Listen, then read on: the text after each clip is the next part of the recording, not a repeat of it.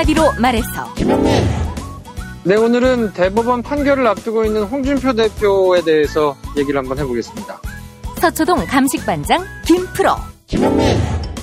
오늘은 소득분배 정도를 나타내는 지표인 지니계수에 관한 논쟁을 살펴보겠습니다. 이완배 기자의 경제의 속살. 네, 오늘은 호라티우스의 까르페 디엠에서 몇 편 소개해드리겠습니다. 정선태 교수의 오늘을 읽는 책. 네, 오늘은 국민의당 어디로 가나에 대해 말씀드리겠습니다.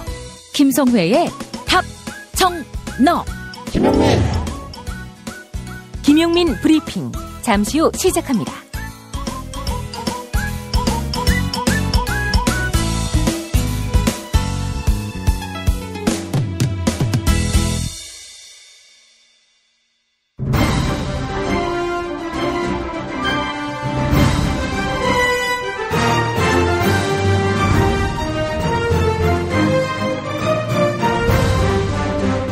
김용민 브리핑.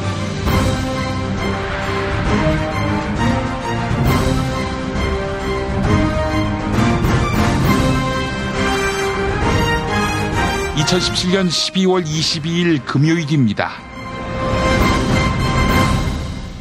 서민 단국대 의대 교수 발언이 큰 파장을 일으키고 있습니다. 서민 교수 발언의 핵심은 이거 아닐까요? 지식인이나 언론인은 문재인 대통령에 대한 비판적 견해를 제시하기 두려워한다. 왜냐하면 구독자 수가 줄어드는 상황, 무수한 인신공격에 시달리는 상황을 피하고 싶기 때문이다. 하지만 나 서민은 맷집이 있으니 돌파한다. 이런 이야기입니다. 어느 사회나 비판적인 의견을 제시하는 것을 금기시하는 것은 반지성의 다름 아닙니다. 촛불혁명이 문재인 정부를 세웠고 또 문재인 정부의 방향이 지난 9년에 비해 비교가 불가능할 정도로 정의롭다는 점. 이 점은 분명해도 문재인 정부에 대한 비판 자체를 결단코 허용할 수 없다. 이런 이야기는 성립될 수 없겠죠. 문재인 대통령을 종교적 숭배의 대상, 즉 절대 성역화할 대상으로 여기자는 이른바 문바는 몇 없을 것입니다. 서민 교수의 뜻은 알겠지만 문제의 본질은 문재인 대통령 지지자라기보다는 문재인 대통령 또 전임 노무현 김대중 대통령처럼 언론 자유를 소중히 여기는 지도자에게만은 강해지는 이 나라 언론의 기회주의가 아닐까 생각됩니다. 이 점에서 제가 이야기하고 싶은 부분은 구독자 수 감소와 인신공격이 싫어서 말을 못하는 언론인 또 지식인입니다. 그게 무슨 언론인이고 지식인입니까? 목에 칼이 들어와도 할 말은 할 줄 알아야 하는 것이 참지성 아닙니까? 저는 그런 의미에서 기회주의 언론에 대한 응징뿐 아니라 지난 9년의 정부에서 나아가 생명의 위협까지 받은 사람들, 참지성인들이 명예 회복되고 또 재평가받는 날이 왔으면 좋겠습니다. 물론 참지성인에 저 김용민은 포함되지 않습니다. 고생은 좀 했어도 저는 충분한 사랑을 받아 양지를 걸어온 경우입니다. 누구에게 나쁘다 이런 말을 하는 것 못지않게 당신은 옳았다라고 말하는 문화, 이런 문화가 병행될 때 기회주의는 추방될 것입니다. 오늘의 주요 뉴스 만나볼까요?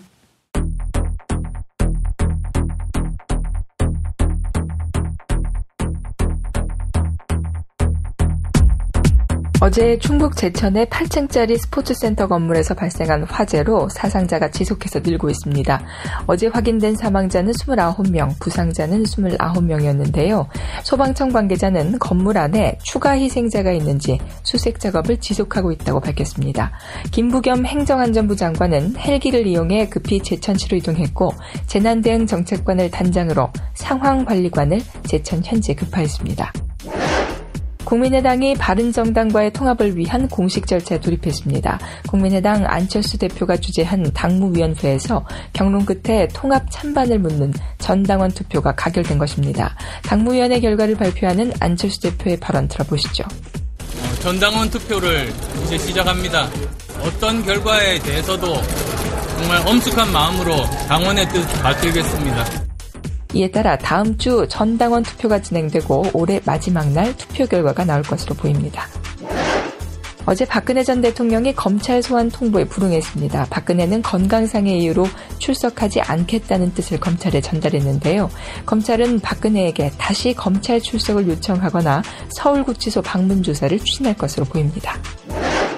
이른바 땅콩 회항 사건으로 재판에 넘겨진 조현아 전 대한항공 부사장에게 대법원이 집행유예를 확정했습니다. 조현아 전 부사장은 이륙을 위해 움직이던 항공기를 강제로 되돌려 항로 변경죄로 기소됐는데요. 다수의 대법관은 항로 변경죄가 하늘에서 항공기의 진행 경로를 바꿨을 때에만 해당한다. 이런 항소심 재판부의 판결을 정당하다고 봤습니다.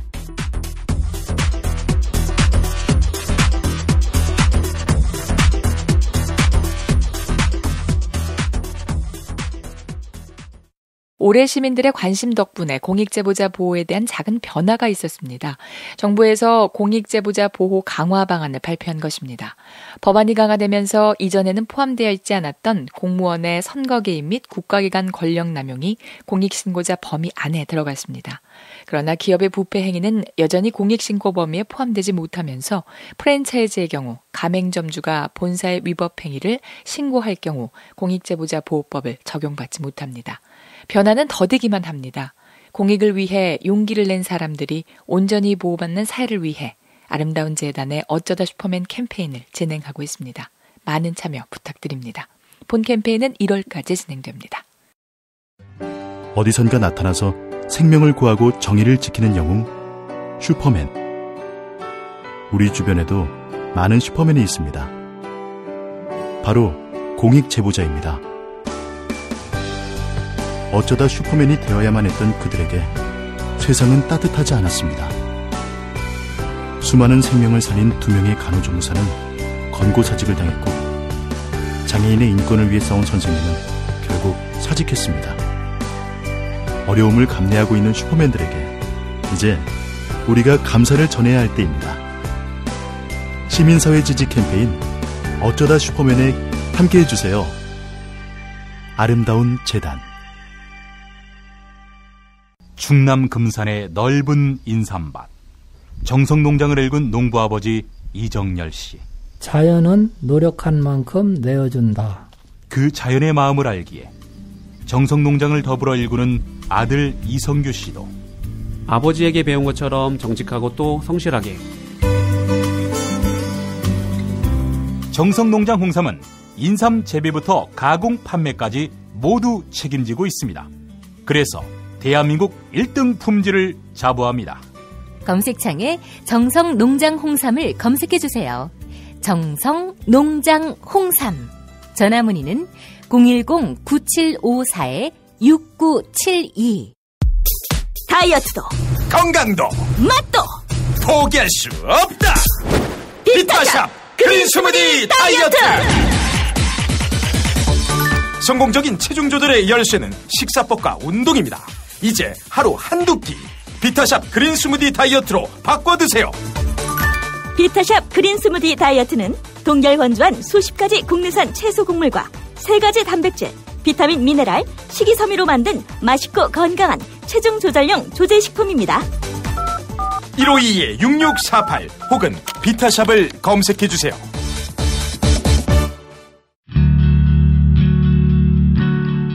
우리는 좌절의 시간을 이겨냈습니다. 우리는 부끄럽지 않은 시간을 만들어냈습니다. 우리는 추운 겨울 차 한 잔을 마실 수 있는 여유를 만들어냈습니다. 새싹당 콩차, 우리 같이 한잔 하시죠. 고마운 분들에게 참 좋은 선물 새싹당 콩차. 전창걸몰닷컴에서 티백2+1 행사 진행 중입니다. 전화 구매는 070-8635-1288 070-8635-1288입니다. 전창걸의 새싹 땅콩차.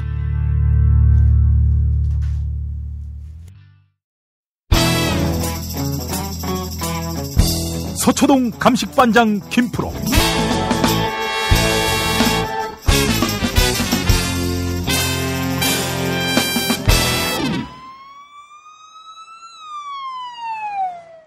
김프로 나와 계시죠? 네, 안녕하세요. 김프로입니다. 네, 오늘 홍준표 대표에 대한 대법원의 판결이 있게 됐는데 일찌감치 우리 김프로는 항소심 인용, 즉 무죄 판결 이렇게 결론 낼 것이다. 확정할 것이다. 이렇게 예측을 했어요. 뭐 사실은 이제 방송이 또 되고 있는 요 시점에 판결이 나오기 때문에 이걸 또 우리 이완배 기자님이 그러셨던 것처럼 굉장히 재밌게 듣고 계시는 분들도 있을지 모르겠는데요. 2심 판결의 주요 내용을 제가 이제 좀 들여다 보니까 뒤집힐 확률이 많지는 않겠다라는 생각이 조금 들더라고요. 지난번 판단에서 달라질 게 없다. 네, 지난번에는 사실 제가 이제 뭐 항소심 판결의 자세한 내용을 이제 일일이 들여다보거나 그러지는 않은 상태에서 이게 사실심이 아니고 법률심이기 때문에 뒤집힐 확률이 조금 적지 않을까 우려된다라고 이제 말씀을 드렸는데 자세한 내용들을 조금 살펴봤더니 가장 핵심은 이제 돈을 이제 직접 전달해줬다는 윤승모라는 사람의 진술이라든지 뭐 그 사람한테서 확보한 증거라든지 그리고 그 당시에 돈이 전달됐다고 하는 시점에 있었던 뭐 이런저런 일들이라든지 뭐 이런 것들을 되짚어 보니까 판사가 보기에 완벽하게 이게 충분히 의심된다라고 하기는 조금 미심쩍다. 증거를 모아서 증명을 명확하게 하는 거는 이제 검찰의 책임인데 검찰이 그 소임을 완벽하게 다 못한 것 같다. 그래서 무죄다라고 이제 돼 있더라고요. 근데 그게 사실심이 아니기 때문에 1심과 검찰 조사 때 윤승모가 진술하고 했던 내용과 2심 재판 때 윤승모가 진술했던 내용 이런 것들이 좀 많이 달라졌거든요. 그리고 결정적으로 윤승모의 휴대폰을 전부 다 압수해가지고 이렇게 증거로 제출을 하지 못한 부분이 또 좀 있고 돈이 전달됐다고 하는 이제 시점, 그 시점을 이제 검찰이 특정해가지고 공소 사실에다가 이제 집어넣었는데 그 시기에 국회의원 회관에서 전달을 했다는 거거든요. 검찰이 이제 주장했다는 것은. 예. 근데 그 시기에 국회의원 회관에서 이제 공사가 있었어가지고 그 공사 시점을 얘기하지 않았다거나 뭐 공사 시점에 지나갔다는 통로나 뭐 이런 것이 좀 불편했거나 그쪽으로 못 갔을 텐데 그런 게 얘기가 안 된 걸로 봐서는 이게 조금 여지가 좀 있는 거 아니냐라고 이제 봤더라고요. 근데 그런 것들은 사실 이제 증거가 얼마나 촘촘하게 모아졌고 증거 능력이 얼마나 촘촘하게 있느냐를 다루는 사실심의 내용이기 때문에 이것이 그냥 대법원에서 뒤집어지기는 조금 어려운 거 아니냐 하는 개인적인 인상을 조금 받았고요. 물론 이제 뭐 재판이라는 게 법관들이 판단을 이제 하는 거고 법관도 역시 사람이기 때문에 증거의 능력을 어떻게 볼 거냐에 대해서 다툼의 여지가 있을 수는 있고 제가 말씀드린 게 이제 틀릴 수도 있는데 홍준표 대표에 대해서는 그냥 지금대로 갈 가능성이 조금 있어 보이고 오히려 제가 보기에는 이완구 전 국무총리의 판결이 거기도 2심에서 무죄가 나왔었거든요. 근데 그 판결이 오히려 뒤집어질 가능성이 있는 거 아니냐 싶은 생각이 좀 들더라고요. 이완구가 2심에서 무죄였죠? 네, 그렇죠. 이완구 전 총리는 이제 무죄가 나왔는데 이 사람 같은 경우에 쟁점이 뭐냐면 이 사람은 성완종 씨가 메모를 남기고 또 성완종 씨가 목숨을 끊기 전에 경향신문 기자하고 이제 통화를 했는데 그게 다 녹음이 돼가지고 녹취 상태가 나왔잖아요.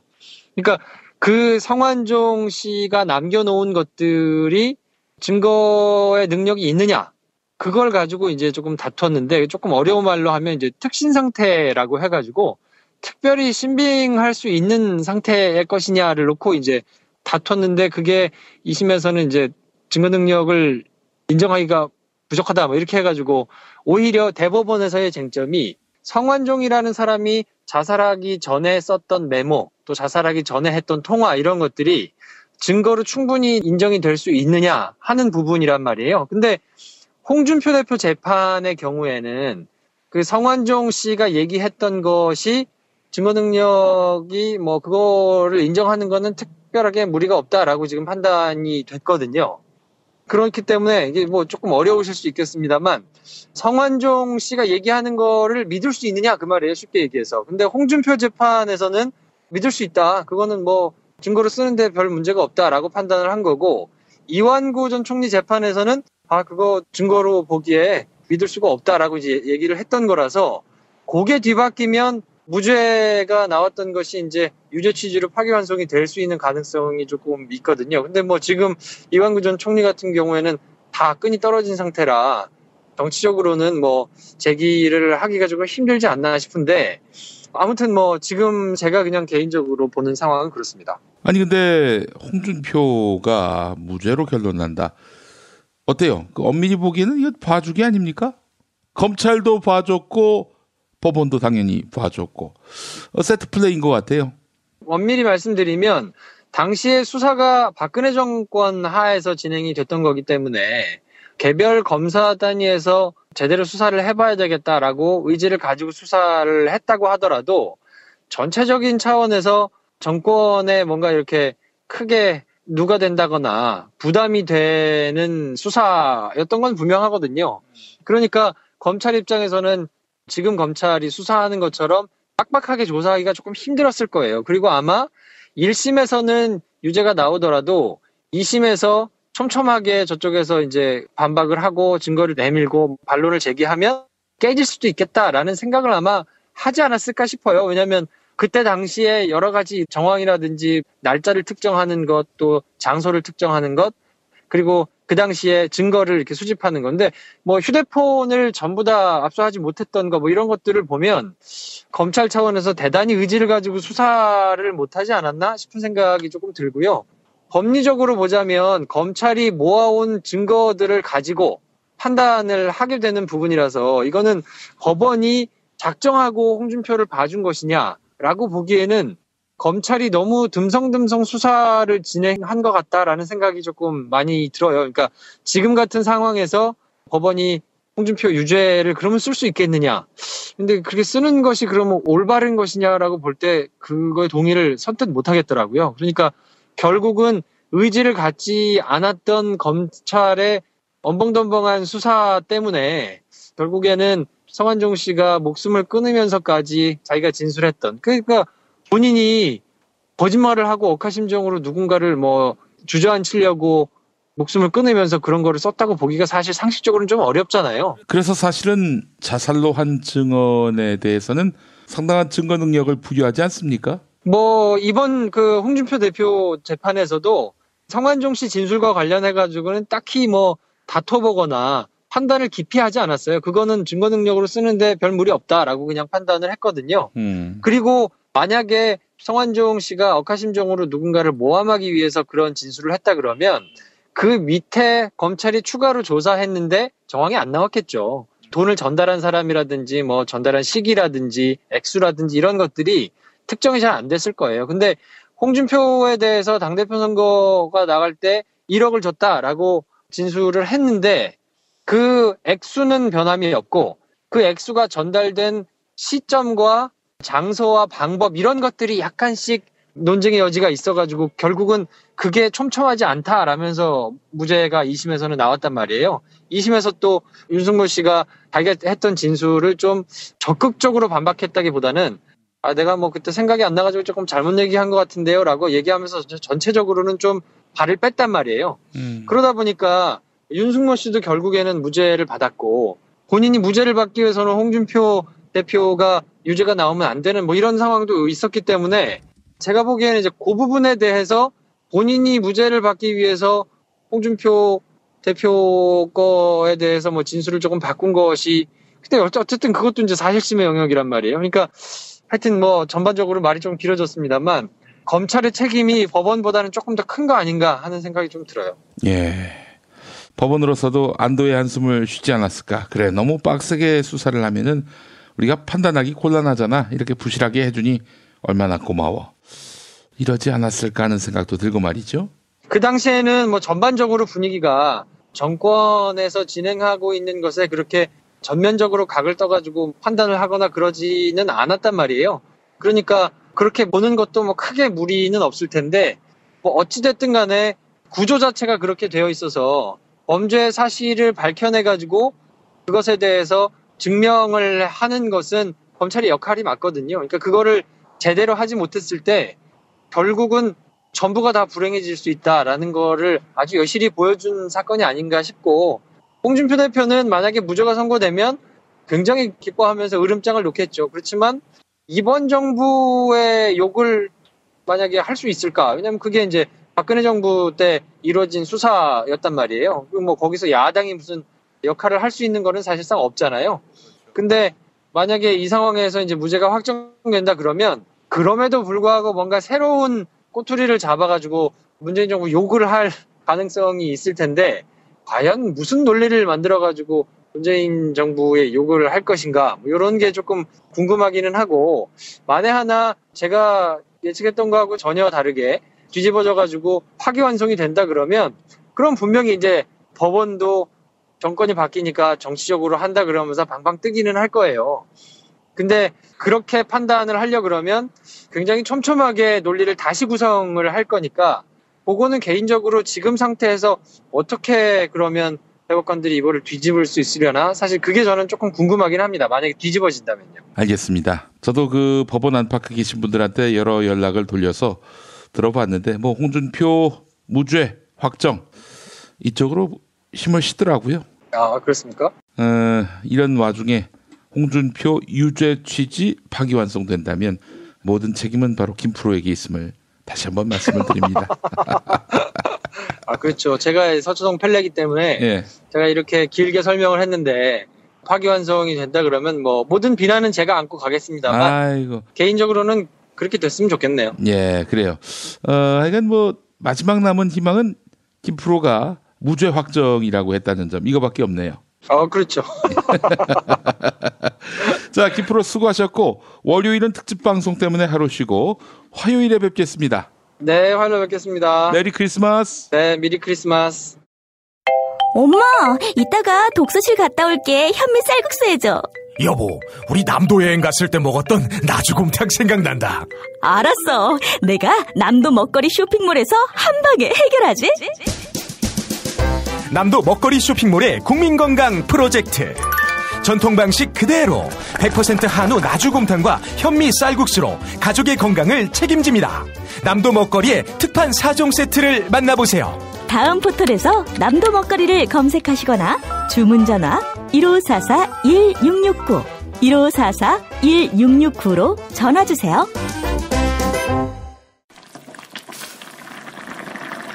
엄마, 이거 뭐야? 된장찌개 너무 맛있다.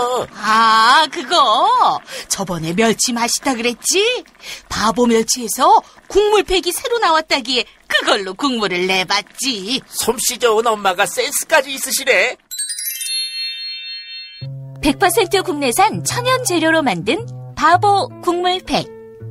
바보 저염 멸치와 새우 중 가장 맛있는 중화새우를 넣어 단맛과 깊은 맛이 깔끔하게 우러납니다. 무염 바보 멸치와 바보 국물팩은 포털에서 바보 멸치를 검색하시거나 02-587-3599로 전화주세요. 생활인을 위한 꿀팁. 집 두 채에 월 10,000원 화재보험 카페. 화재 배상, 심지어 도난 피해까지. 여기에 더해 가전제품 고장 수리비까지. 우와, 우리 집 말고 부모님 집까지 두 집에 월 10,000원이라고요? 식당, 노래방, 임용실 같은 상가와 숙박업소, 사무실, 공장, 창고, 목조주택까지 모든 업종의 화재보험과 배상 책임보험도 상담해드립니다. 02849-9730 연중 무휴라 언제든 02849-9730. 유산균 사랑 두 종류를 사시면 묻지도 따지지도 않고 한 객값만 받는 이벤트를 12월 31일까지 실시합니다. 내 몸에 맞는 유산균 찾기 프로젝트. 수량 소진 시 이벤트가 조기 종료될 수 있으니 빨리 서두르세요.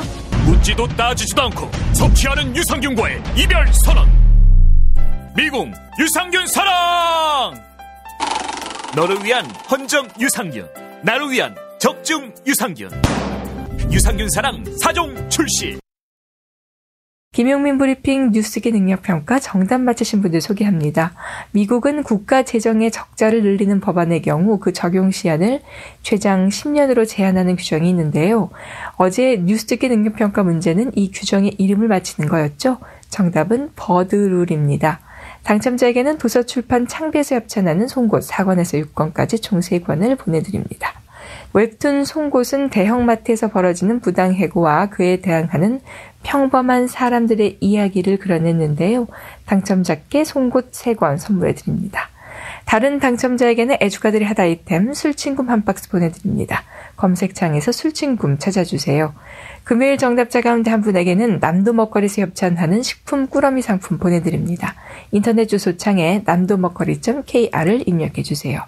금요일 정답자 가운데 다른 한 분에게는 골반 보정 속옷 바디로직 리포머 팬츠 선물해드립니다. 포털 사이트에서 바디로직 검색해주세요. 금요일 정답자 가운데 다른 한 분에게는 머문빌리지 이용권 격주로 보내드립니다. 총 3,000평의 대지와 건물 2동을 오직 한 팀에게만 서비스합니다. 애청자 여러분의 성원에 힘입어서 일요일과 평일 가격을 대폭 낮춘 할인 행사를 진행하고 있습니다. 포털 사이트에서 머문빌리지를 찾아주세요. 정답자 다프네요님, 정선태 교수님의 책 소개 너무 좋아요. 삼세파님, 국회 행보를 보니 답답합니다. 문통방통 사연 당첨자께는 별을 따다 구운 과자에서 만든 강릉 두부도넛 선물해드립니다. 주문 전화 033-646-2668, 인터넷 주문 베이킹팜업.co.kr입니다. 팟빵 게시판에 사연과 함께 이메일 주소 올려주시면 문통방통에서 소개해드립니다. 김용민 브리핑 뉴스계 능력평가, 오늘도 많은 참여 부탁드립니다.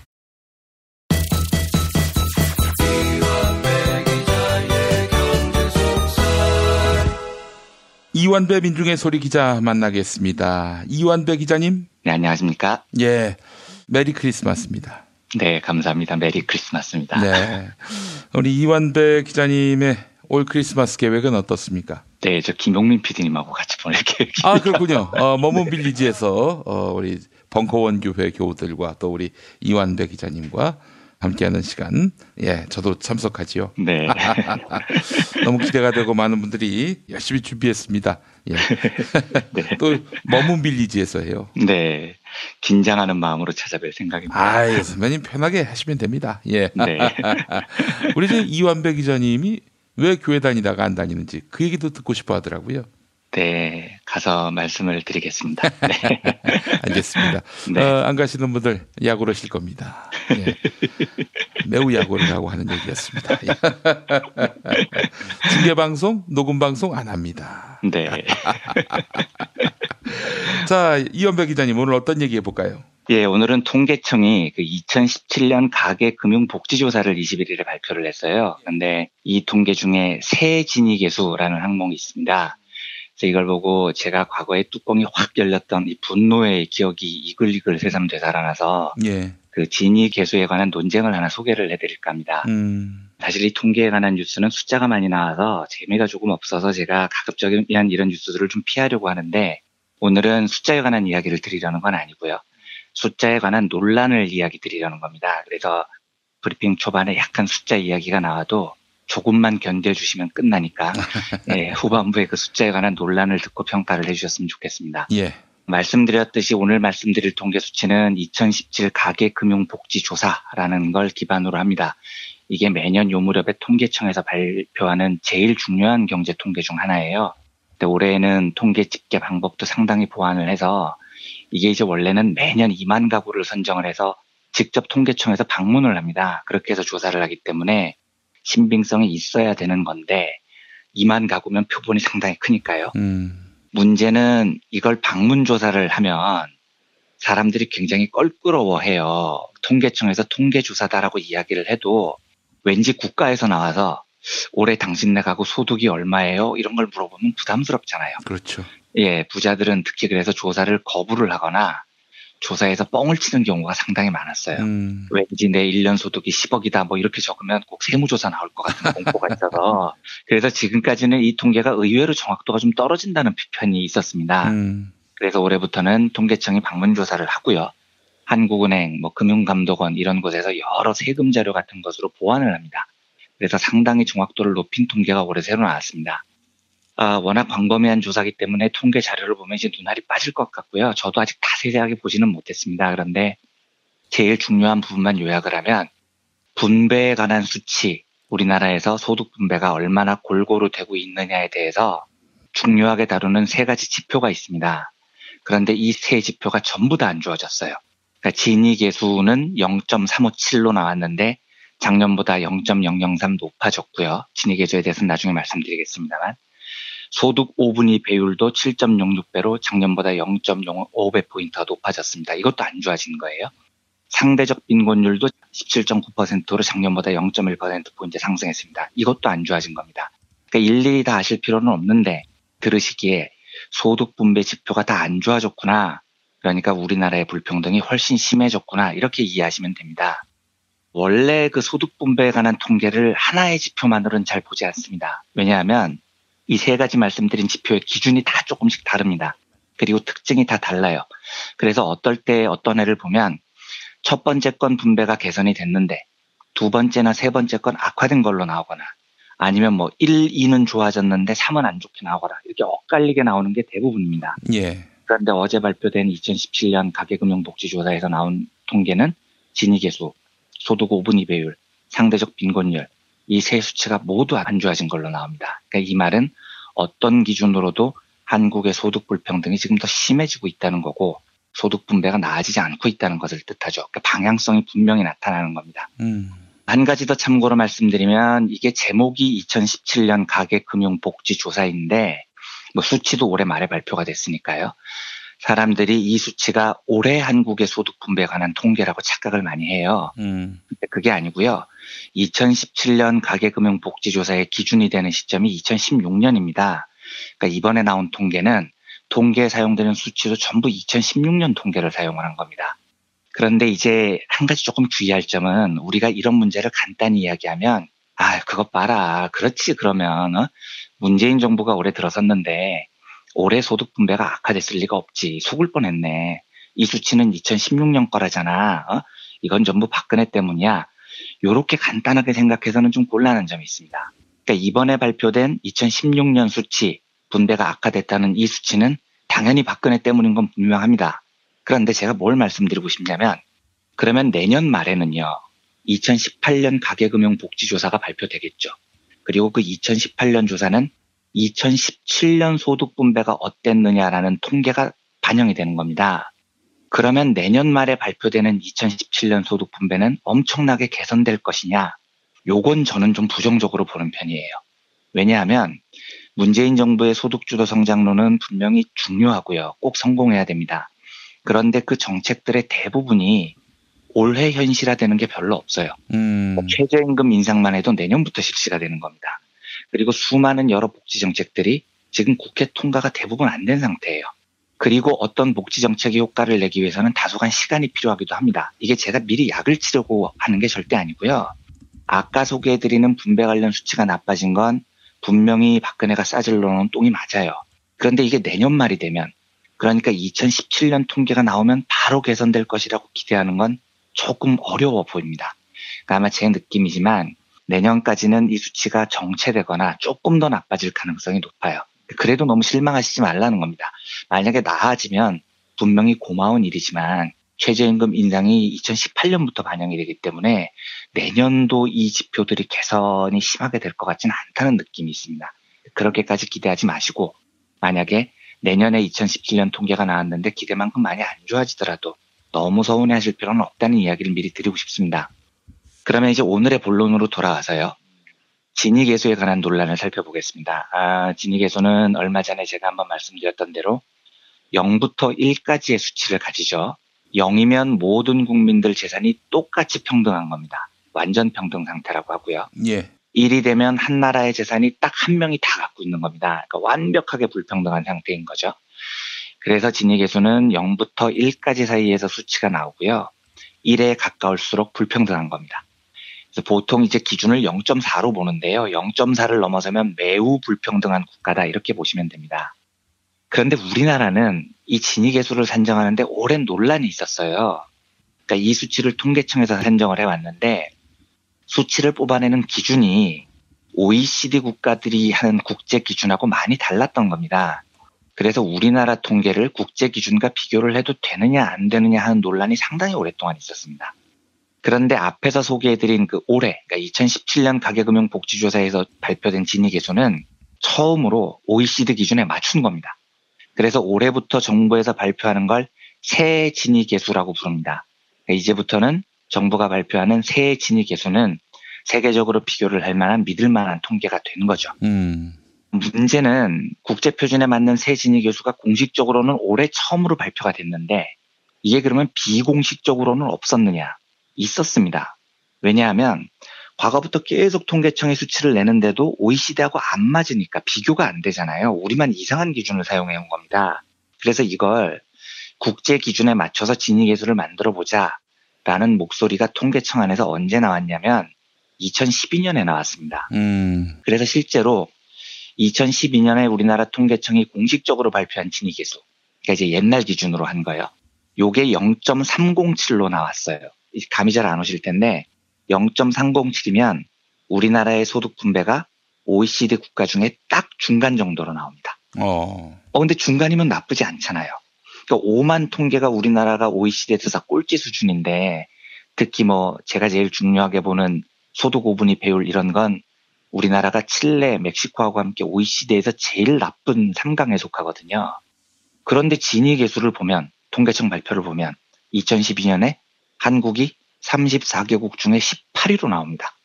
캐나다, 아일랜드, 뉴질랜드 이런 나라들보다도 우리나라가 더 평등하다고 나와요. 근데 상식적으로 우리나라가 캐나다, 아일랜드, 뉴질랜드보다 더 평등하다는 게 말이 안 되잖아요. 느낌상으로도요. 또 웃기는 통계가 나와버린 겁니다. 그러니까 이 통계가 너무 우스우니까 통계청 안에서 그러면 국제표준에 맞는 새 진위계수를 만들어보자라고 시도를 합니다. 2012년에요. 대략 한 8,700가구 정도를 표본으로 해서 새 진위계수를 만들죠. 그래서 2012년 말에 국제표준에 맞는 새 수치가 통계청에서 나와요. 어떻게 나오느냐. 옛날 기준으로 하면 0.307로 낮게 나왔던 게 새 기준으로 잡았더니 0.357이 나온 겁니다. 굉장히 높아진 겁니다. 그러니까 순위로 따지면 OECD에서 18위쯤 하던 나라가 국제 기준에 맞춰서 진위계수를 통계를 잡아봤더니 최하위권으로 확 쳐져 버려요. 34개 나라 가운데 29위로 떨어집니다. 근데 이게 슬프긴 하지만 훨씬 설득력이 있죠. 우리나라 소득 불평등 정도가 34개국 중에 18위인 게 더 설득력이 있습니까? 29위인 게 더 설득력이 있습니까? 당연히 29위인 게 설득력이 있는 겁니다. 29위쯤 되면 이제 우리가 누구하고 경쟁을 하느냐면 칠레, 멕시코, 미국, 영국, 터키, 라트비아 뭐 이런 애들이랑 경쟁을 해요. 그런데 칠레, 멕시코, 터키는 뭐 OECD 국가 중에서 제일 뭐가 좀 잘 안 되는 나라들이고요. 영국, 미국은 영미식 자유주의의 선봉이어서 소득 불평등 이게 개판인 걸로는 또 널리 알려진 나라들이어서 이런 나라들하고 우리가 비슷한 반열에 있다는 게 슬프지만 훨씬 설득력이 있는 통계인 거죠. 근데 문제는 통계청이 이 설득력 있는 통계를 국제 기준에 맞게 2012년 말에 뽑았는데요. 이걸 발표를 안 해요. 그러니까 그 해에 연초에 통계청이 올해의 연간 보도 계획이라는 자료를 뿌렸는데 거기에 보면 새 진위계수를 만들어서 2012년 11월 9일에 발표를 하겠다라고 뿌려놨습니다. 그리고 거기에 맞춰서 새 진위계수를 만들었어요. 순위가 박살이 난 통계를요. 그런데 11월 9일에 예정대로 발표를 안 합니다. 이게 왜 안 했을까요? 이게 너무 속이 보이는 겁니다. 이때가 대선이 한 40일 앞으로 다가왔을 때였거든요. 그리고 당시에 박근혜, 문재인 두 후보가 경합을 벌일 때 선거의 중반에 굉장히 중요한 이슈가 양극화였어요. 박근혜는 이게 참여정부 때문이라고 주장을 했습니다. 문재인 후보는 당연히 이명박 정부 때문이라고 주장을 했죠. 근데 저는 이때 어떤 생각을 했냐면 아니 저게 왜 논쟁이 돼? 2012년 말에 한국 사회의 양극화 논쟁을 벌이는데 그게 왜 5년 전에 임기를 마친 참여정부 때문이냐는 말이 나오냐고요. 당연히 이건 지난 5년을 통치한 이명박 때문이라고 평가를 해야 되는 게 너무 상식적이잖아요. 그런데 이 어이없는 논쟁이 벌어진 거예요. 양극화가 노무현 정부 때문이냐 이명박 정부 때문이냐. 이 황당한 논쟁을 할 때 상식적으로 보면 당연히 이명박 때문이지 해야 되는데 통계적으로 논쟁을 해보면 이게 애매해지는 겁니다.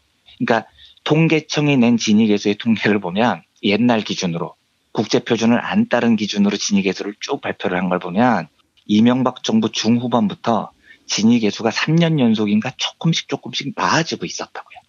그러니까 심증은 이명박이 양극화를 극대화시켜서 말아먹은 게 확실한데 통계청 통계가 안 받쳐주니까 이게 노무현 정부 때문이다라는 황당한 논쟁이 대선에서 이슈가 돼버린 겁니다. 참여정부 때문이다 이딴 소리가 나오기 시작하는 거죠. 그런데 이 와중에 대선을 40일 앞두고 통계청이 새 진위계수를 만들었습니다. 우리 소득평등 정도가 18위가 아니고 OECD 최하위권인 29위라는 거죠. 진실이 드러난 겁니다. 통계청이요. 그러면 당연히 이명박, 박근혜가 얼마나 황당했겠습니까? 만약에 이 수치가 좋은 수치가 나왔으면 즉시 발표를 했겠죠. 그리고 대선에서 대대적으로 써먹었겠죠. 그런데 박살난 수치가 나온 겁니다. 이러니까 통계청이 애초에 11월 9일에 발표하기로 했던 약속을 어기고 이 수치를 그냥 덮어버립니다. 발표를 안 해버려요. 이 새 진위기수가 공개가 안 되니까 옛날 기준, 국제표준에 맞지 않게 작성된 진위계수, 요것만 나중에 따로 발표가 됩니다. 근데 이것도 언제 발표되냐? 18대 대통령 선거가 12월 19일 있었는데 선거 다음 날인 12월 21일에 공표가 되죠. 새 진위계수는 아예 발표 자체를 안 해버려요. 2013년 6월에 이걸 한겨레가 취재를 해서 보도를 했는데 거기 내용을 보면 이런 게 나옵니다. 한번 읽어보겠습니다. 통계청 관계자는 지난 정부 때 청와대 외압이 유독 많아 통계 공표에 어려움을 겪었으며 진위계수는 대표적인 케이스였다. 지난해 있었던 대통령 선거 또는 여당의 정치적 이해관계 때문에 통계를 작성하고도 공표하지 못한 것들이 많았다. 고 증언했다. 통계청 관계자는 청와대 경제수석실이 대통령 선거를 앞두고 새 진위계수를 공표하는 게 부담스럽다는 의견을 통계청에 전달했으며 그 결과 새 진위계수 등은 공개되지 않고 일반 조사 결과만 대선 직후에 발표됐다고 증언했다. 통계청 관계자는 그 배후에는 청와대 경제수석실이 있었다. 기획재정부 출신 간부들이 통계청 요직을 차지하는 경우가 많아서 기획재정부가 점령하고 있는 청와대 경제수석실 의중이 통계청에 전달되는 루트로 활용되고 있다고 말했다. 그는 또 권력에 의한 통계 공표 누락 사례는 진위계수에 그치지 않았다. 지난해 새로운 분배지표 개선 등 통계청 역점 사업이 있었는데 이들 통계도 공표되지 않았으며 그 배후에는 청와대 경제수석실이 있었다고 말했다. 이렇게 적혀 있습니다. 대선과는 관련이 없지만 하나만 더 읽겠습니다. 그 기사 내용입니다. 통계청이 지난해 양파 생산량을 뒤늦게 공표한 원인도 청와대 외압 때문이라는 증언이 나왔다. 봄에 수확되는 보리, 마늘, 양파의 생산량은 1979년 이후 해마다 6, 7월경 함께 발표돼 왔으나 지난해 8월 22일 유독 양파 생산량만 보리, 마늘 생산량과 따로 공표됐다. 그러나 통계청의 2012년 연간 보도 계획을 보면 양파 생산량은 보리, 마늘과 함께 7월 26일 발표하기로 예정돼 있었다. 통계청 관계자는 지난해 양파가 급등으로 언론이 정부의 물가 정책을 비판했는데 2012년 양파 생산량이 또다시 20% 정도 급감한 것으로 나타나자 청와대가 숫자를 밝히지 말 것을 요청했다고 전했다. 이렇게 적혀 있습니다. 이게요, 범죄입니다, 범죄. 제가 이게 그냥 드리는 이야기가 아니고요. 국가가 발표하는 통계라는 건 숫자입니다. 그리고 이 숫자는 매우 엄격한 정치적 중립성이 있어야 됩니다. 그래서 실제로 통계법이라는 법이 있습니다. 통계법에는 통계의 신뢰성 보호를 위해서 엄격한 정치적 중립성을 지켜야 하고 작성된 통계는 지체 없이 결과를 공표해야 한다라고 규정돼 있어요. 그런데 이명박의 청와대는 수시로 통계청장을 불러서 통계 수치를 발표를 못하게 한다거나 발표 시기를 늦춘다거나 아니면 숫자를 마사지를 해왔다는 겁니다. 그러니까 이걸 한마디로 요약하면 이명박 정부는 통계법을 위반한 통계 조작 사범이라는 겁니다. 뭐 유명한 말이지만 영국 수상을 지낸 그 벤자민 디즈레일리 수상은 이렇게 말을 하죠. 거짓말에는 그냥 거짓말, 새빨간 거짓말, 그리고 통계학이 있다, 뭐 이런 명언을 남기는데요. 이명박은 2012년 대선 때 박근혜 당선을 위해서 혹은 자기의 업적을 과장하기 위해서 통계를 조작했습니다. 진위계수라는 가장 중요한 국민의 소득 불평등을 측정하는 계수를 통계청이 작성을 했는데 그걸 엎어버리게 한 겁니다. 숫자를 마사지하고 국민을 속인 거죠. 경제와 숫자를 다루는 제 입장에서는 당시 이 논란이 있었을 때 이런 무슨 역 같은 경우가 다 있나. 아니 뭔 놈의 정부가 국가 경제 정책에 기반이 되는 숫자를 조작하냐. 진짜 제가 화가 많이 났던 기억이 나요. 예. 마침 오늘 정부가 새 진위계수를 발표를 하는 걸 보고 그때 생각이 나서 나쁜 정부는 정부를 운영해야 되는 가장 중요한 기반이 되는 숫자조차도 이렇게 엿가락 늘리고 줄이듯이 조작할 수 있는 그런 정부를 우리가 겪었다는 그런 분노가 막 새록새록 샘솟아서 저 혼자서 좀 뚜껑이 열렸던 그 기억을 더듬어서 오늘은 새 진위계수 그리고 옛날 진위계수에 관한 논쟁을 청취자분들께 소개를 해드렸습니다. 통계마저 조작한다면은 말다한 거죠, 진짜. 그렇죠. 정말 악마 같은 정부였습니다. 진짜 저는 그때 그렇게 생각을 했어요. 이 숫자를 가지고 국가를 경영을 해야 되는데 숫자를 조작을 해버리면 국가 경영의 기반 자체가 허물어지는 거거든요. 정말 사악한 정부였었죠. 알겠습니다. 오늘도 역시 국가의 기본은 무엇인가 이걸 또 생각하게 하는 말씀이었습니다. 예, 이한배 기자님 수고하셨고요. 다음 주에 뵙도록 하겠습니다. 네, 감사합니다.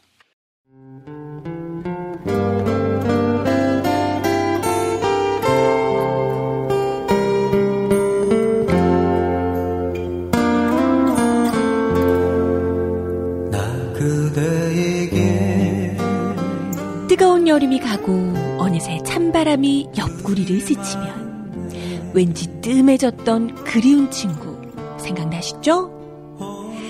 몇 년 만에 만나도 바로 어제 본 것 같은 말 안 해도 내 마음 누구보다 잘 알아주던 속 깊고 다정한 친구 다 있잖아요.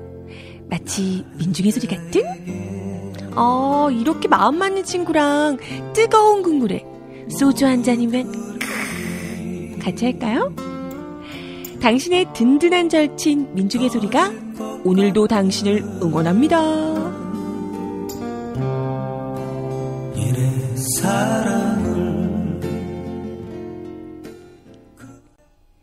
민중의 소리 후원 전화 1661-0451 1661-0451 민중의 소리.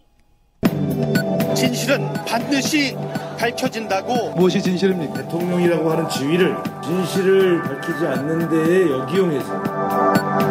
김보영 아나운서가 함께합니다. 아프니까 팩트다.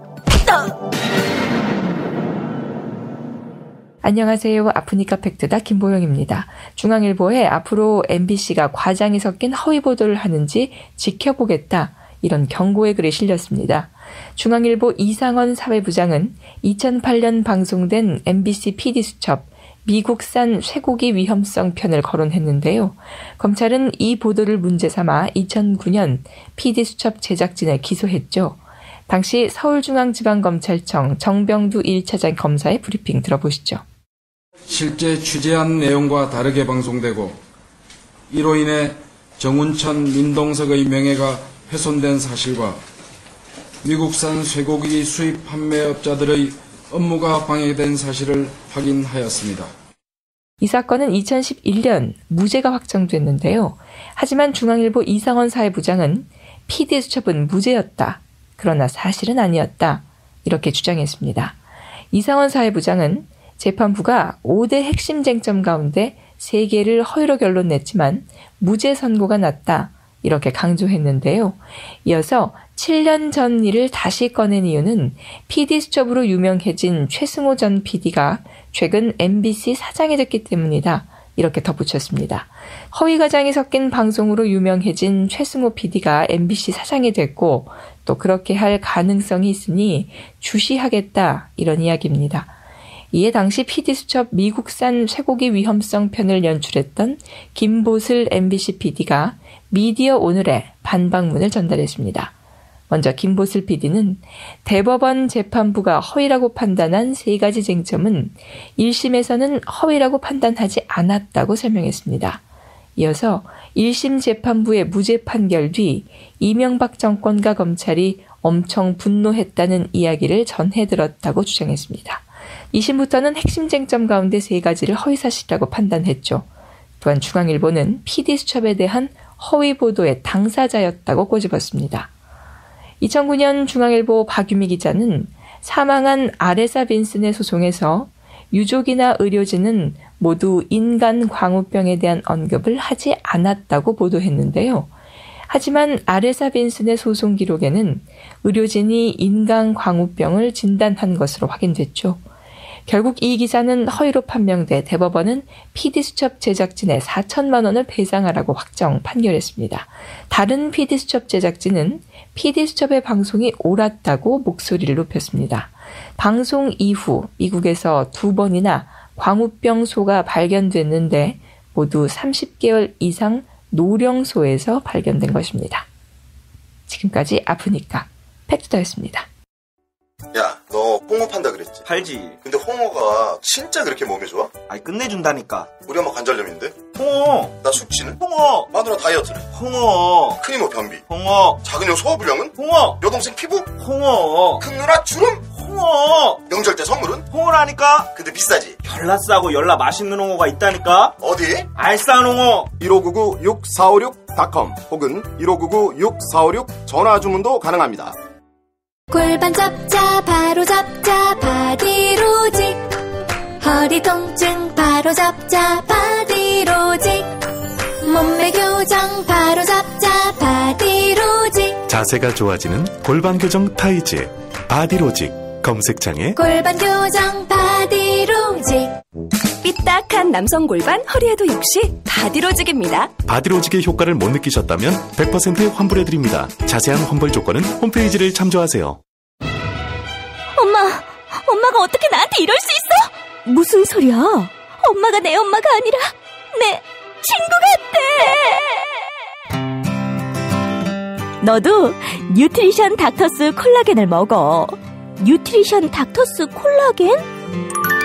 뉴트리션 닥터스 콜라겐은 체내 흡수가 잘 되는 저분자 PC 콜라겐이거든. 내가 아직도 네 엄마로 보이니? 뉴트리션 닥터스는 약국식품 전문기업입니다. 문의전화 1688-5807 1688-5807. 스페이드 퀴즈입니다. 돌잔치, 채순잔치, 가게홍보, 체육대회, 창사기념일. 정답! 기념품! 문제를 끝까지 들으셔야죠. 이럴 때 사용하는 판촉물이나 기념품, 답례품, 단체 선물 등을 취급하는 전문업체로서 국민을 위해 제대로 일하는 언론과 정당의 후원을 하는 판촉물 전문업체는 어디일까요? 정답! 네피알! 네? 어디라고요? 네피알! 네, 정답입니다. 판촉물이나 단체 선물이 필요할 때 이왕이면 우리 편 회사 네피아를 찾아주세요. 인터넷 검색창에 네피아를 치시거나 032-519-4800으로 전화주시면 친절하게 상담해드립니다. 그런데 상품은 뭔가요? 네피아를 가서 고르세요. 3만 가지가 넘는 물품이 있어요.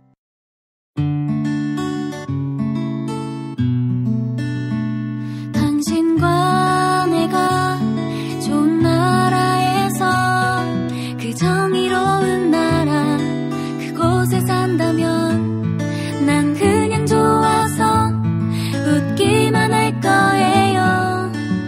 당신의 뉴스 보좌관 김용민 브리핑.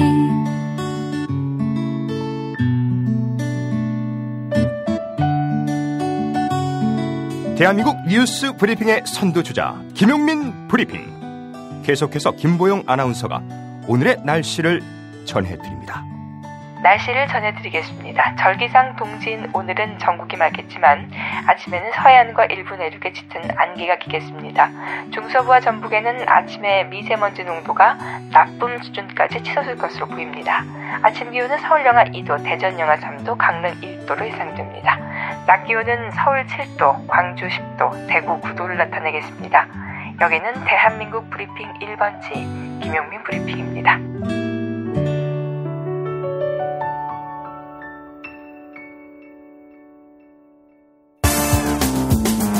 오늘을 읽는 책, 문학평론가인 국민대학교 국문학과 정선태 교수와 함께합니다.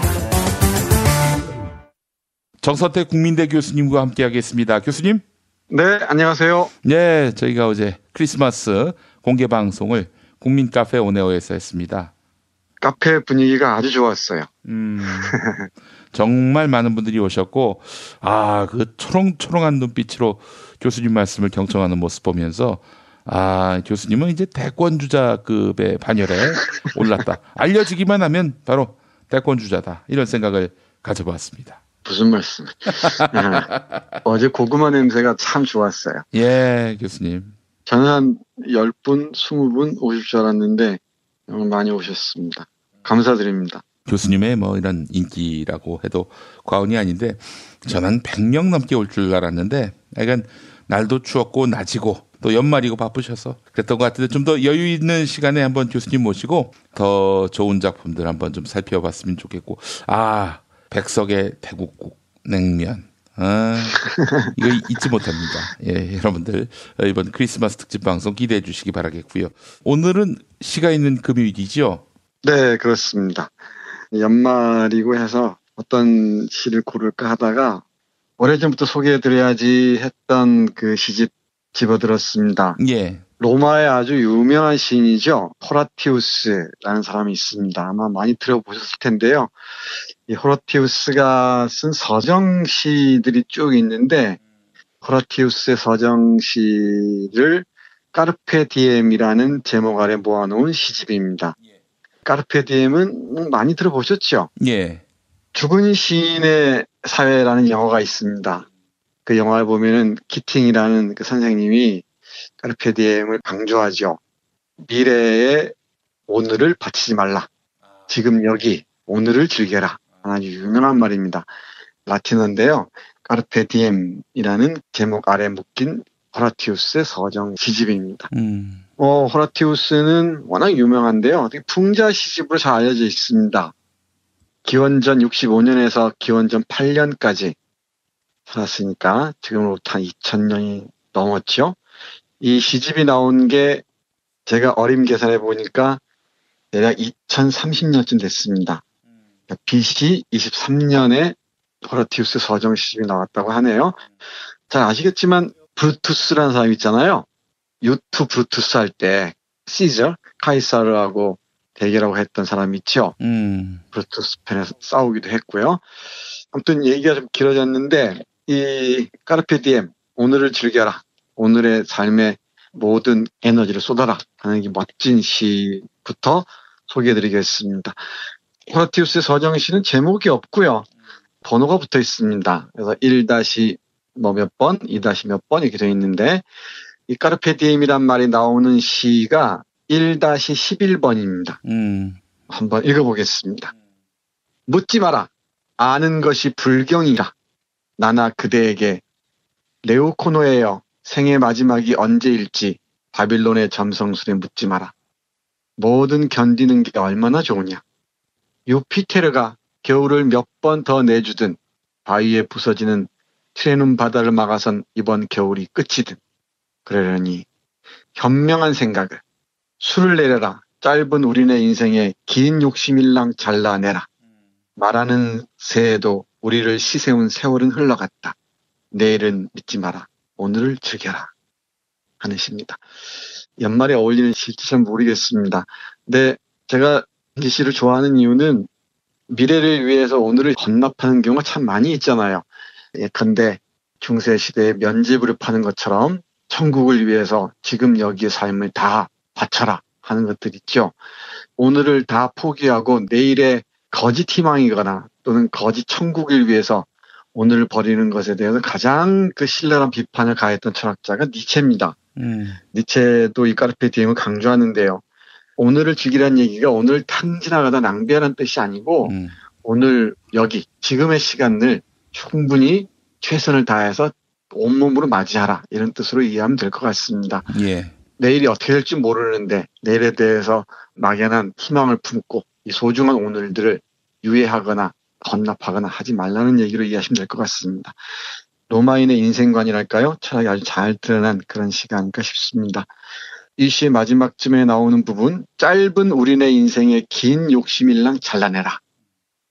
참 오랫동안 기억에 남습니다. 짧은 우리네 인생의 긴 욕심일랑 잘라내라. 말하는 사이에도 우리를 시세운 세월은 흘러갔다. 내일은 믿지 마라. 오늘을 즐겨라.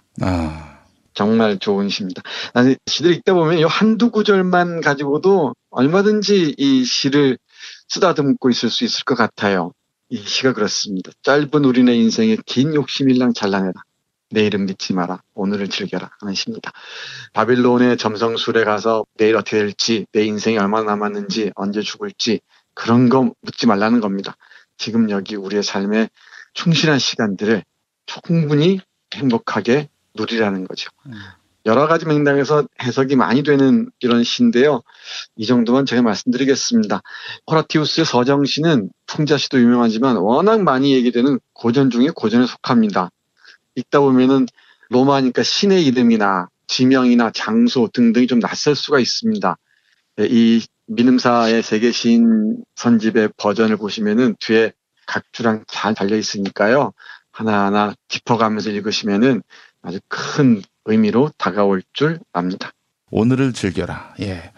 당시 저희 때만 해도 뭐 오늘을 즐긴다는 말이 어마어마한 도발이었거든요. 우리의 그 청춘이 미래에 저당 잡혀서 한치도 길을 펼 수도 없었던 그런 때였는데 키팅 선생님의 말씀은 대한민국 1990년을 살던 고등학생들에게 정말 큰 울림이 됐었습니다. 네, 맞습니다. 마치 오늘을 참고 인내하고 견디고 청춘을 바치면은 미래의 선물처럼 축복이 찾아올 것처럼, 뭐 대학 가면은 신세계 열릴 것처럼 그렇게 얘기했었죠. 그렇지 않다는 걸 이제 알지 않습니까? 정말 우리를 가장 확실하게 기다리는 건 노년과 죽음이라는 건 뭐 분명하죠. 지금 주어진 시간들을 정말 행복하고 충실하게 사는 게 우리 인생에 대한 예의가 아닐까 그런 생각을 해요. 갈수록 좋아져요, 이 시는. 정말 갈수록 좋아집니다. 예. 조금 전에 시에서 우리네 짧은 인생에서 긴 욕심이랑 잘라내라 이런 얘기를 했잖아요. 호라티우스가 작품 번호 2-2번 시에서도 탐욕을 멀리하라 라는 그 경계를 하는 시가 있습니다. 예. 여기도 역시 그 인명이나 지명, 뭐 신의 이름 등이 나오는데요. 굳이 개의할 필요는 없을 것 같습니다. 어떤 의미인지만 보시면 전체적인 맥락을 파악하는 데는 별 어려움이 없을 줄 압니다. 읽어보겠습니다. 황금을 멀리하는 크리스푸스 살루스티우스요. 예, 크리스푸스 살루스티우스 이런 게 좀 어렵지요. 예, 이런 거 그냥 가로 안에 넣고 들으십시오. 탐욕스런 대지에 묻어둔 보화는 광채를 잃고 마느니 절제된 지출로 빛을 발하길. 프로콜레이우스는 동생들에게 베푼 아비의 마음 때문에 오래 살아갈 것.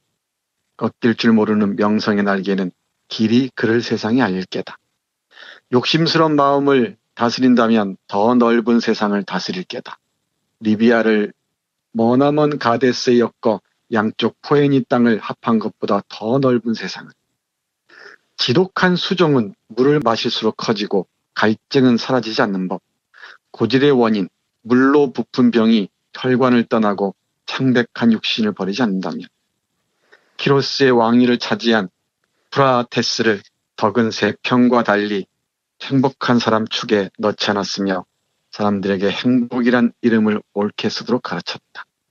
덕은 왕국과 누구도 도전할 수 없는 왕권에 어울릴 월계수를 오직 한 사람, 쌓아둔 커다란 재물에 눈이 뒤집히지 않는 사람에게만 허락했다. 예, 이 시도 좀 어려울 수 있는데 맨 마지막 구절만 이해하시면 될 것 같습니다. 예. 천천히 읽어보면 이렇습니다. 마지막이 덕은, 덕이라는 게 있죠. 우리가 미덕할 때 덕입니다. 덕은 왕국과 누구도 도전할 수 없는 왕권에 어울릴 월계수를 오직 한 사람, 쌓아둔 커다란 재물에 눈이 뒤집히지 않는 사람에게만 허락했다. 네, 이렇게 얘기를 합니다. 그러니까 이 덕이란 쌓아둔 재물에 눈이 뒤집히지 않는 사람에게만 허락되는 품격이라는 거죠. 재물을 쌓아놓고는 덕을 간직하거나 갖출 수가 없다는 얘기입니다. 그러니까 황금을 멀리하고 재물을 쌓지 말고 덕을 쌓아서 많은 사람들과 함께 나누라. 그런 시로 이해하시면 될 것 같습니다. 녹음을 해서 들을 때는 잘 안 오는데 활자로 보면은 훨씬 가깝게 와 닿습니다. 그러니까 이 호라티우스의 시집 한 권 도서관에서 펼쳐보시면서 이 시도 한번 찬찬히 새겨 두시기 바랍니다. 여기 한 연을 좀 더 보면은 이 수종이라고 있잖아요. 수종. 무럭처럼 자라는 거 있죠? 예. 지독한 수종은 물을 마실수록 자라듯이 갈증은 사라지지 않는다 그럽니다. 그러니까 탐욕이나 욕망들도 우리가 절제하지 않으면 수종처럼 부풀 올라서 결국은 우리 인간을 잡아먹는다는 얘기처럼 저한테는 와닿습니다. 그러니까 이 물질적 탐욕으로부터 벗어나야 비로소 덕은 내 마음에 싹트고 그 덕이 다른 사람들에게 영향을 끼치면서 우리의 삶은 더욱 행복해진다. 뭐 이렇게 읽을 수 있는 시 같습니다. 네, 이런 시 말고도 우리 호라티우스가 전하는 아주 멋진 시들이 많은데요. 사랑을 권하는 시들도 많고요. 그리고 술을 권하는 시도 있습니다. 술을 권하는 시는 어떤 내용일까요? 한번 읽어볼까요? 예. 근데 술을 좋아하시는 분은 이런 시 읽어드리면 딱 아실 텐데 우리 김PD는 잘 모를 겁니다. 1-20번인데요. 내가 직접 술동이에 담근 술을 그대에게 다 드리겠다. 이런 시입니다. 로마 지역 이쪽은 포도주가 아주 유명하잖아요. 예. 포도주를 내가 직접 담가서 그대에게 아주 곱게 바치겠다. 이런 시입니다. 조금 읽어볼까요? 예. 누추한 쌉있는 포도주를 소박한 잔에 받아 대접할 겁니다. 극장을 찾은 그대가 갈채받던 날 제가 직접 히랍 술동이에 담아 봉에 두었던 술. 소중한 마에케나스 기사여, 그대 고향을 흘러온 강과 어울려 함께 바티카누스 산에 사는 즐거운 메아리가 그대를 기려 칭송을 주고받던 날 담근 술. 그대가 마시는 카이쿠분 포도주, 칼레스 앞찾기로 짜는 포도주, 팔레르눔 포도주, 포르니아 언덕에 나는 포도주를 섞지 않은 제 술병. 그러니까 아주 유명한 포도주보다 더 소중한 내가 직접 담근 어떤 술도 섞지 않은 술병을 사랑하는 그대에게 드리겠다는 것인데, 물론 여기서 얘기하는 마에케나스는 뭐 남성입니다만은 성이 중요한 게 아니겠죠. 자기가 좋아하는 정말 가슴속 깊이 아끼는 사람에게 어떤 유명한 포도주보다 더 좋은 내가 긴 세월 소중하게 담근 술을 그대에게 바치겠다. 이런 시입니다. 연말인데 이런 맛있는 술, 포도주 한 잔 드시면서 가족들하고 동무들하고 얘기 나누면서 좋은 시간 보냈으면 좋겠습니다. 예, 알겠습니다. 정선태 교수님 어제 고생 많으셨고, 자, 이제 크리스마스가 내일 모레인데 메리 크리스마스 한마디 해주시죠. 네, 행복하고 즐거운 성탄절 보내시기 바랍니다. 그리고 한 해 동안 우리 애청자 여러분들 많이 감사했고요.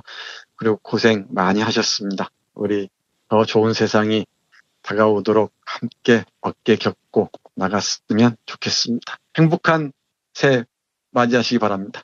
교수님 메리 크리스마스입니다. 네, 고맙습니다. 한글도 남보다 빨리 깨치고 참 똑똑했는데 갈수록 실력이 뒤처지는 것 같아 걱정이에요. 혹시 초등학교 교과서 본 적 있어요? 어려운 어휘가 너무 많아요. 학교에서는 어휘 개념을 하나하나 설명해줄 시간이 정말 부족하잖아요. 그럼 어떡하죠? 내 아이의 어휘만큼은 내가 책임져야죠. 어휘 공부의 정성.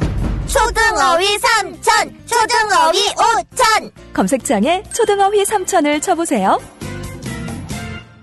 태초에 하나님이 술친구문 창조하셨습니다. 어쩐지 하나님이 술만 내리실 리가 없습니다. 자, 오늘 달릴 건데 군뱅이 챙겼지? 맞다, 군뱅이. 야, 내가 한 포 준다. 이거 귀한 거니까 꼭 갚아. 술친구 먹으면 술자리에서 완전 날아다니잖아. 음주 생활의 퀄리티가 달라진다니까. 이 연말 회식도 술친구만 있으면 걱정 없어. 연말 회식 절대 강자 술친굼. 술친굼 공식 쇼핑몰 회원만을 위한 추가 증정 이벤트를 확인하세요. 네이버에 술친굼을 검색하세요.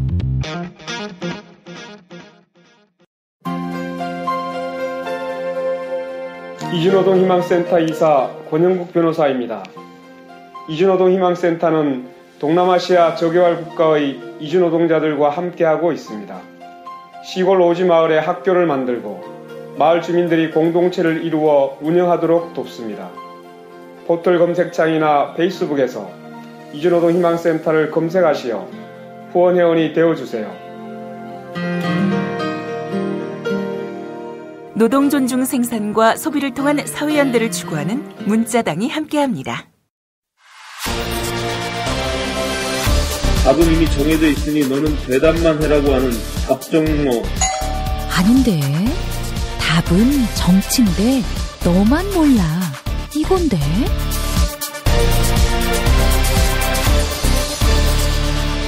국민보좌관 김성회의 답정너.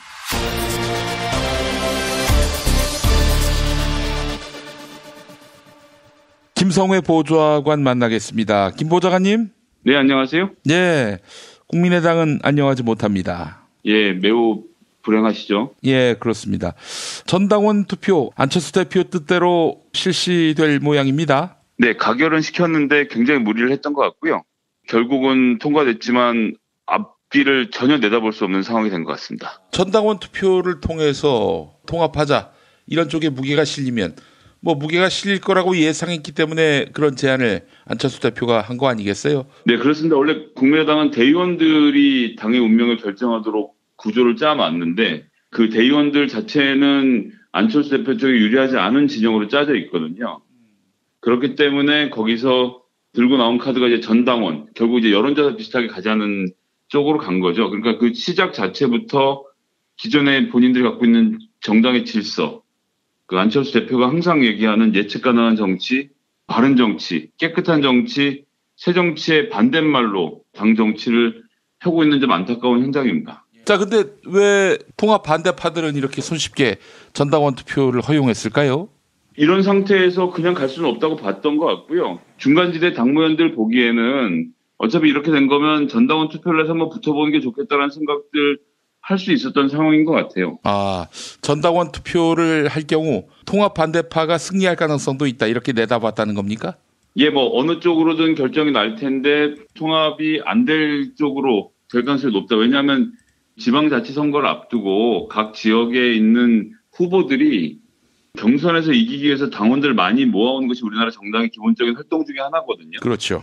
그런데 지금 이런 상태에서 바른정당과 합당한 당으로 호남에서 출마한다? 굉장히 어렵습니다.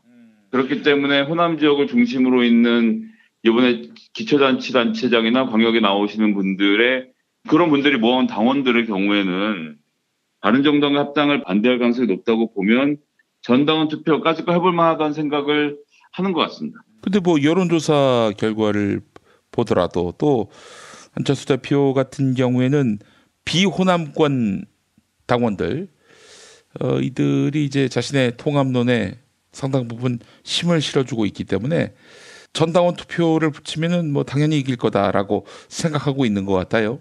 예, 각자의 셈법이 다른 건데, 근데 이런 좀 긴박한 상황이 오면요, 아무것도 안 보이고 자기한테 유리한 숫자만 보이게 돼 있습니다. 그럼 멀리 갈 것도 없이 지난 대선 기간에 추호 선생 같은 경우 본인이 안철수 밀려고 하다가 본인이 직접 대선 출마하겠다고 생각하고 여의도에다가 2층을 털어서 사무실을 얻기도 했었습니다. 지금 돌이켜 생각하면 정말 어이없는 일인데 본인은 될 것 같은 거거든요. 그런 예를 돌아봐도 지금 하는 사람들은 그냥 생각하면 내가 원하는 대로 될 것이다 이렇게 될 것 같은데요. 근데 이제 문제는 당원 27만 명 중에 3분의 1, 9만 명 이상이 투표를 해야 되는데 투표를 안 할 경우라는 변수가 있는 겁니다, 지금. 오늘부터 시작을 할 텐데 양쪽이. 멀리 가실 거 없이 오세훈 서울시장이 급식 반대로 찌질하게 울면서 난리치던 때 다시 돌이켜보시면요. 투표를 안 해서 정치적 승리를 가져왔지 않습니까? 예, 투표율 미달로 부결을 시킨 저희가 전례를 보고 있는데 제가 알기로는 지금 현재 국민의당 당원이 한 27만 명 정도 되는 걸로 알고 있고 그중에 3분의 1이 투표를 해야 이 안건이 성사가 되는데 만약 그냥 놔두면 그러니까 투표를 독려하지 않으면 9만 명 투표한다는 게 말이 쉽죠. 독려를 하지 않은 상태에서 혹은 의도적 보이콧을 오다를 내린다면 그래서 전화를 안 받아버리면 9만 명을 채우지 못하고 안건 자체가 부결되는 참사가 벌어질 확률이 있죠. 그렇게 되면 안철수 대표는 투표 결과도 보지 못한 채 오세훈 시장과 같은 길을 걷게 될 것이고요. 그렇게 생각해보면 새정치 주장하던 사람들의 끝이 비슷한 것 같아서 좀 씁쓸하기도 합니다. 아니 그나저나 이번 투표를 통해서 통합에 찬성하는 의견이 다수라도 법적 강제성은 없잖아요. 법적 강제성은 없지만 어쨌든 그것을 가지고 명분으로 밀어붙이려고 할 것이고요. 그런 과정을 통해서 당은 결국 분당의 절차를 밟게 되지 않겠냐라고 자신 있게 전망해 보겠습니다. 근데 만약 이제 분당하는 쪽, 그러니까 탈당하는 쪽은 비례대표를 못 가져가잖아요. 그러니까 누차 말씀드렸습니다. 안철수 의원이 재기를 노리려면 분당 과정에서 아름다운 이혼을 허락을 해야죠. 지금 당의 재산이라든지 여러 가지들이 걸려 있기 때문에 재산이야 본인이 가지고 간다고 하더라도 비례대표는 쪼개서 끝내는 것이 본인이 주장하는 새정치를 깨끗하게 보여주는 모습이 될 거라고 생각했어요. 저는 비례대표는 쪼개줄 거라고 예상하고 있습니다. 그거 안 쪼개지면 이상돈 의원 같은 분들 당 안에서 얼마나 실력 발휘를 하시겠습니까? 그럴 바에 깨끗하게 헤어지는 게 낫겠죠. 이상돈 의원이 비례대표네요, 보니까. 네, 그렇습니다. 예. 그런 분들 들어가서 앉아갖고 매일 조인트 까면 예. 힘들죠. 차라리 헤어질 때는 깨끗하게 헤어지는 편이 서로에게 마음이 편하다는 것은 뭐 당연한 일이니까요. 저는 안철수 대표가 그렇게까지 무리는 하지 않을 것이다라고 생각합니다. 지금도 뭐 어제도 그렇고 그저께도 그렇고 예전에 소위 난닝구라고 폄하당하던 그런 종류의 분들이 막 나와서 물리적으로 시위를 하고 있는 거잖아요. 이런 사태가 계속되면 안철수 의원에게 좋을 일이 하나도 없습니다. 어차피 갈라서기로 한 거면 깨끗하게 갈라서고 바른정당과 통합을 통해서 안철수 대표가 추구하는 극중주의를 계속 가시면 되고, 예, 호남에서 박지원, 천정배, 정동영 의원 등과 함께 하는 세력은 그대로 또 호남의 정체성을 가지고 평화개혁연대 뭐 이렇게 만들어서 활동을 하겠다는 거 아닙니까? 그럼 그대로 중간지대에 남아서 버티려고 하지 않을까? 어제 추미애 대표가 뭐 탈당한 사람들에 대한 입당이나 국민의당 사람 빼오는 문제에 대해서 같은 이야기를 했잖아요. 받을 이유가 없다라는 것을 뭐 거의 공식적으로 얘기한 마당에 저는 그렇게 해서 조직이 쪼개지는 형태로 일단은 내년 지방선거를 치르게 되지 않을까라고 좀 전망해 보겠습니다. 예. 유승민 측과 안철수 측이 만난을 겪고 합당할 경우 당대표를 또 뽑아야 하는데 누가 당대표로 적절한가 이렇게 물어봤더니 압도적인 다수가 유승민 대표를 꼽았더라고요. 안철수 의원이 최근에 국민의당 분당과 관련된 이런 내분으로 많은 상처를 입었고 반면에 유승민 의원은 상대적으로 조용히 있으면서 전투력을 좀 보존한 측면이 있잖아요. 그렇기 때문에 그런 얘기가 나오지만 뭐 실질적으로 의원 숫자나 여러 가지를 고려했을 때 당분간은 공동대표 체계로 가게 되지 않을까 생각을 저는 해보겠는데요. 그렇겠죠. 예. 지금 뭐 당장 유승민에게 전권을 넘겨줄 이유가 없죠. 하지만 어느 순간에는 결국 자리는 하나고 그 자리 하나를 놓고 두 사람이 붙게 될 텐데 이게 뭐 제가 봤을 때는 유승민에게 넘어갈 것 같아요. 그때도. 자세한 셈법은 따져봐야 알겠지만 지금 이 상태로 지방자치선거 치르면 제 마음대로 명칭을 붙여보자면 바른국민의당 출신으로 광역자치단체장을 잡을 수 있는 자리가 어디에 있을까? 저는 그게 제일 먼저 궁금하고요. 만약 단 한 석의 광역자치단체장도 확보를 못한다면 상당한 타격을 입을 것으로 저는 생각을 하고 있습니다. 예. 뭐 한다면 원희룡 아니면은 남경필인데 원희룡, 남경필 모두 지금 열세를 면치 못하고 있는 국면 아니겠어요? 남경필 의원은 게다가 바른정당에 남아있을 것 같지 않은 눈치던데요. 저는 자유한국당 복귀의 가능성이 좀 더 높지 않겠나. 그리고 이러고 저러고 떠나서 민주당에서 누가 후보로 나오더라도 남경필 지사가 고전을 면치 못할 것으로 저는 뭐 예측을 하고 있습니다. 하신 게 없어요. 지난 8년 동안. 정말 죄송한 말씀인데 경기도에서 뭘 했는지 잘 기억이 나는 게 없습니다. 그분은 그냥 뭐 립 서비스만 하셨던 것 같아요. 네. 네네네. 자, 그래서 내년 지방선거에서 광역단체장을 한 명도 배출하지 못한다. 이런 국면이 될 경우에는 유승민, 안철수 동반 사퇴를 요구하는 목소리가 커질 것 같고 무엇보다도 호남을 버리고 나온 안철수 대표가 더 큰 정계 은퇴 요구에 직면할 것 같아요. 그런데 이제 문제는 자유한국당이 대선 후보가 마땅치 않다는 점이 여전히 변수로 남아있는 것이고요. 안철수든 유승민이든 전부 다 자유한국당을 어떻게 먹어서 자기가 보수 쪽의 후보가 되느냐를 가지고 계산을 하고 있다고 저는 지금 보고 있기 때문에 당분간 흔들림은 있어도 본인 포지션 그렇게 잡으면서 계속적으로 대권을 노리는 형태로 가게 될 것인데요. 근데 이제 중요한 것은 그 중간에 총선을 결국 치르게 되죠. 총선에서 바른국민당이 얼마나 살아남느냐도 또 중요한 포인트가 될 건데 글쎄요. 저는 지난번에 민주당의 잘못을 꾸짖으시면서 호남 민심이 아주 돌아서서 국민의당이 뭐 대약진을 거뒀던 기적이 2020년 총선에서 다시 반복될 가능성이 낮다고 보기 때문에 그런 과정을 거치면서 좀 더 지켜봐야 될 거라고 생각을 합니다. 자유한국당하고 지방선거 전에 바른국민의당이 합당할 가능성은 없습니까? 저는 없다고 봅니다. 자유한국당이 그런 카드를 받을 이유가 없죠. 국민의당하고 바른정당은 정당 지지율도 매우 낮을 뿐더러 국회의원들만 몇 명 갖고 있는 정당이거든요. 그런 당이랑 섞어서 이미지를 흐릴 이유가 없죠. 전 그렇기 때문에 지방선거는 요 구도대로 치러질 것이라고 보고요. 예. 그 이후의 일은 그 이후에 좀 들어봐야 될 것 같습니다. 추미애 대표가 국민의당 사람들을 안 받는다. 다시 한번 못 박았어요? 네, 그렇습니다. 말씀드렸던 대로 여러 가지 이유가 있는데 지금에서 국민의당을 저희가 흔들 이유도 전혀 없고 나오는 사람들 막아야 될 판에 오라는 사인을 낼 이유가 전혀 없기 때문에 예. 그것을 좀 정확하게 표시한 것이 아닌가 싶고요. 난파선에서 쥐가 뛰어내린다 뭐 이런 말들 많이 하잖아요. 지금 이 흔들리고 있는 상황에서 거길 나오는 사람들은 민주당에 와서 민주당에 크게 도움이 되실 분들은 아니기 때문에 지금은 좀 때가 아니라고 저도 봅니다. 예, 알겠습니다. 제천 참사가 매우 심각한데 이거 뭐 정치 이야기하는 것이 내내 마음 무거웠습니다만은 국민의당의 분당 국면도 매우 심각한 문제이기 때문에 저희가 오늘 상세히 짚어보았습니다. 네, 그렇습니다. 근데 이 참사는 어떻게 봐야 됩니까? 글쎄 아직 뭐 정확한 정보들이 나오고 있지 않아서 기사를 계속 보고 있는데 마음은 무겁고 어떻게 할 수 없고 이미 다 벌어진 일인 상태인 거잖아요. 좀 자세하게 훑어보고 철저하게 원인을 규명해야 된다고 생각합니다. 이번 이대 목동병원에서도 마찬가지지만 아직도 버르장머리를 고치지 못한 사람들이 많이 보이거든요. 예. 그럴 때 이번에는 정말 그런 일이 없도록 철저하게 진상을 규명하고 문제점들을 찾아내서 다시는 이런 참사가 반복되지 않도록 저희가 더 많은 노력을 해야 될 거라 생각을 합니다. 네, 1층이 화장실이고 차량을 세웠는데 차량에서 불이 나고 근데 그 건물을 보니까 2층부터 사우나고 이번 일이 이 사건에 한해서만 벌어진 일이다. 누가 또 그렇게 얘기할 수 있겠습니까? 맞습니다. 모든 그 사고는 여러 가지 우연들과 악연들이 겹쳐서 일어나는 것이긴 한데요. 그렇기 때문에 그걸 거꾸로 얘기하면 그 중에 하나만 없어도 일어나지 않을 비극들이 많이 있거든요.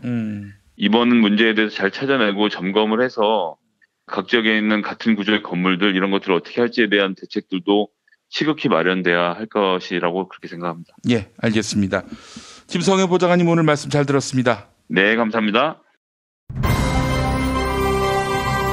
김영민 브리핑 2부, 김영민의 뉴스 브리핑 알고 계십니까? 지상파 라디오 서울 SBS 러브 FM 103.5와 부산 KNN 러브 FM 105.7로 매일 오전 6시 20분부터 40분 동안 함께하실 수 있습니다. 새벽에 나온 새 소식, 당일 대한민국을 뒤흔들 핵심 이슈, 김용민의 뉴스 브리핑에서 미리 만나실 수 있습니다. 이제 오늘 날씨 알아보겠습니다. 기상청에 최혜윤 리포터가 나가 계시죠? 네, 안녕하세요. 다수는 누구 겁니까? 제 건 아닙니다. 그렇군요. 뉴스 더하기 뉴스, 김영민의 뉴스 브리핑, 최고의 브리핑 놓치지 마십시오. 탄핵 때문에 뭐 이야기를 전달을 하려고 해도 길을 막고 듣질 않아요. 해적 수준으로 쪼그라든 한국 보수. 회생의 길은 과연 있을까? 변화된 정치 환경, 갈 길 잃은 보수에게 새로운 희망을 제시한다. 애국 보수의 화려한 부활과 집권을 위한 본격 가이드, 김용민의 신간, 보수를 지켜라. 진중권도 투표하는 보수 정당. 광주에서도 일당이 될 수 있는 보수 정당. 젊은이들의 입당이 줄을 잇는 보수 정당. 언제까지 민주당 정의당을 부러워만 할 것인가? 부러우면 진다니까? 자유한국당 당원 김용민이 쓴 보수를 지켜라. 이김에서 나왔습니다.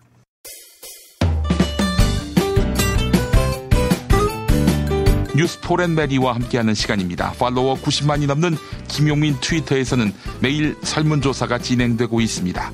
오늘은 홍준표 자유한국당 대표의 대법원 최종 선고일인데요. 2011년 한나라당 전당대회 당시 홍준표 의원 통장에는 1억 원이 입금됐습니다.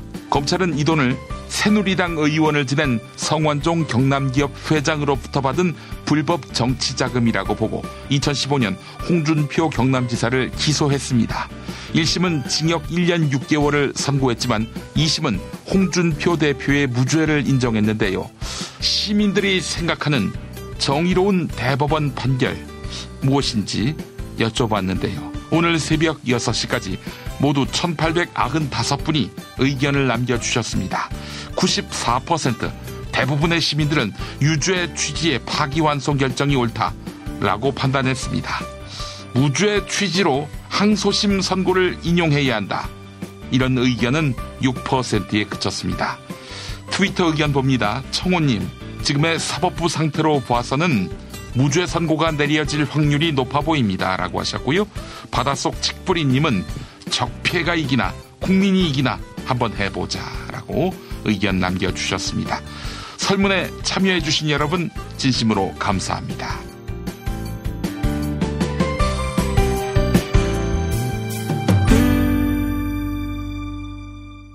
팟캐스트 포털 팟빵의 김용민 브리핑 게시판에 올라온 사연 일부 소개합니다. 엠마 와스님, 김성회 보좌관 코너 묵직하고 진솔합니다. 솔직하고 명쾌한 표현이 좋습니다. 김성회 보좌관, 네, 그분의 내공은 정말 상상을 초월하지요. 모닝 650님, 전쟁은 안 된다라고 하셨습니다.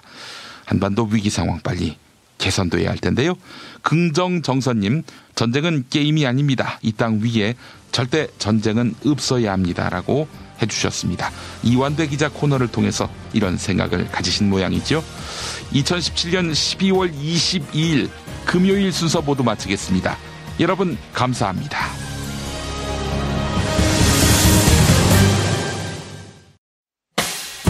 김용민 브리핑과 함께한 시간 어떠셨어요? 다음 시간에도 보다 바르고 알차며 즐거운 정보로 여러분을 찾아가겠습니다. 팟캐스트 포털 팟빵에서 다운로드하기, 구독하기, 별점 주기, 댓글 달기로 응원해주세요. 잊지 마세요. 다운로드하기, 구독하기, 별점 주기, 댓글 달기.